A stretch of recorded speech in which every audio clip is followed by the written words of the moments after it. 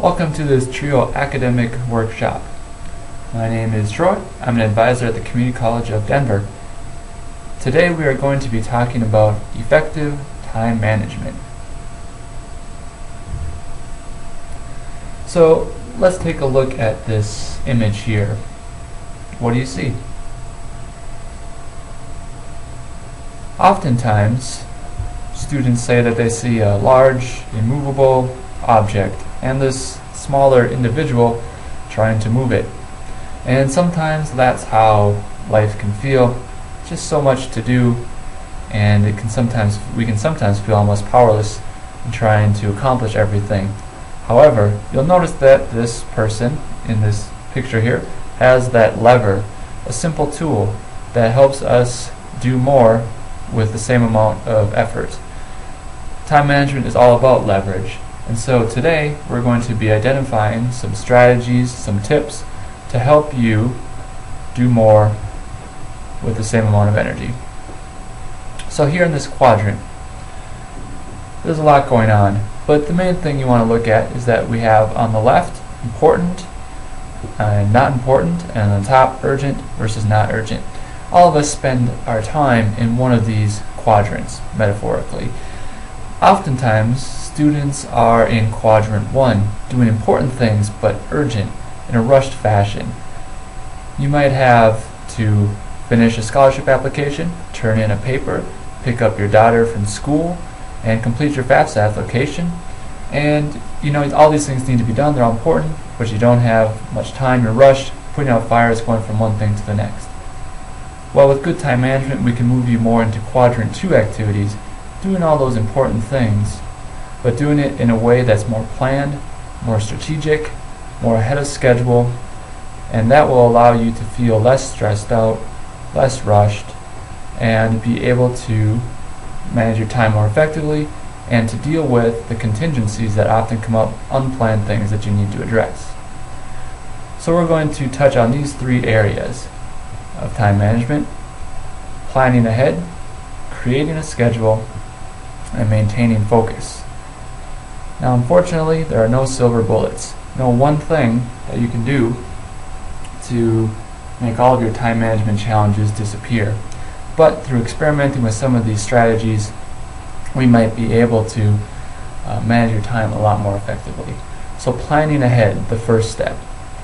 It's really important, and we recommend here in the TRIO office that students take one particular time each week. Maybe it's Sunday afternoon or Sunday evening or Monday morning, but every time each week during that time, you take a look at all the things that you need to accomplish in a given week, and you identify what you're going to do.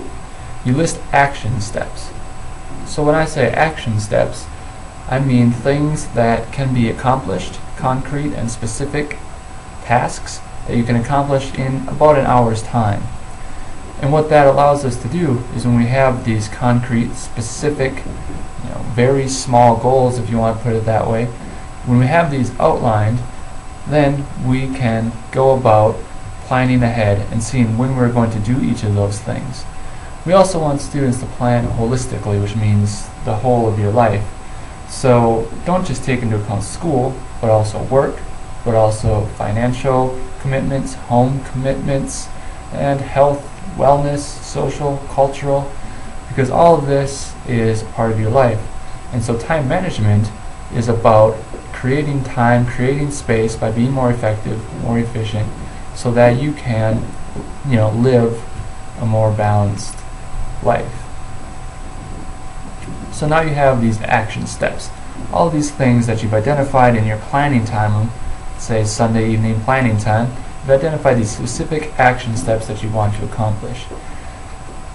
Some of the hardest work of time management is then prioritizing. What are the most important things that you need to do this week? What are things that would be nice to accomplish, but would probably be okay if you didn't get to them this week? And finally, lower priorities, things that, would be nice to do, but if you don't get to them, you don't get to them. Well, by prioritizing, then, we can go ahead and record those different action steps onto our calendar, starting with the highest priorities, things that we know we absolutely need to get done. And so we take our concrete, specific step, So instead of just saying study for math, we're going to complete questions 5 through 10 on page 235 for math, as an example. We're going to take that concrete, specific action step, and we're going to place it on our calendar. You might use technology like calendar on your phone, or Google Calendar, something like that. Or you could just go with the old-fashioned paper model. It works perfectly well. In any case, whatever format you use, you're going to be recording at particular times the things that you need to accomplish for that day. And you want to pay attention to energy levels. So if you're a morning person, if you have a lot of energy in the morning like me, I get up early before the sun is up, I go out, I exercise, I eat breakfast, I come to work, I'm fired up, ready to go. I try to do my high energy, high focus tasks in the morning.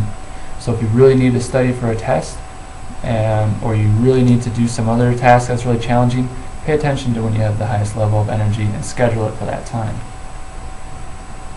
Now let's take a look at this picture here. A lot of distractions there, right? He has the phone with this strange cord thing running to this other strange phone-looking device. His computer there, all his notes on his computer. There's all sorts of things vying for his attention. And I think, especially in our culture these days with Facebook, YouTube, all sorts of hundreds of channels of television, friends, phones, family, there's all sorts of things and that have their time and place and are important, but can also be distractions, distracting us from doing the things that we really need to focus on.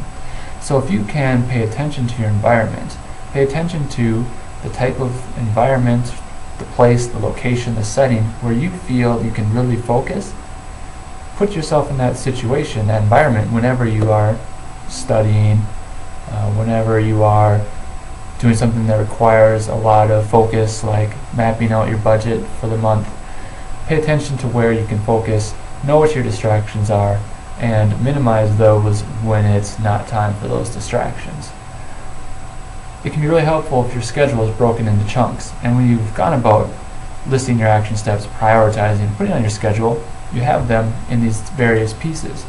That can help you stay focused because of instead of just spending a whole bunch of time studying, you're going to spend a half hour doing this, 45 minutes doing that. You're going to achieve this particular objective for math, and as you go along, you can check things off your list, which for me, psychologically, just keeps me sharper and it keeps me motivated because you feel like you're accomplishing something, you feel less stressed out. That segues into the last point here, motivation. Whatever it is that motivates you, whatever your goals are, you always want to keep those in front of you so that, like this quote says, you can motivate yourself to do the things that you need to do when you ought to do it, whether you feel like doing it or not.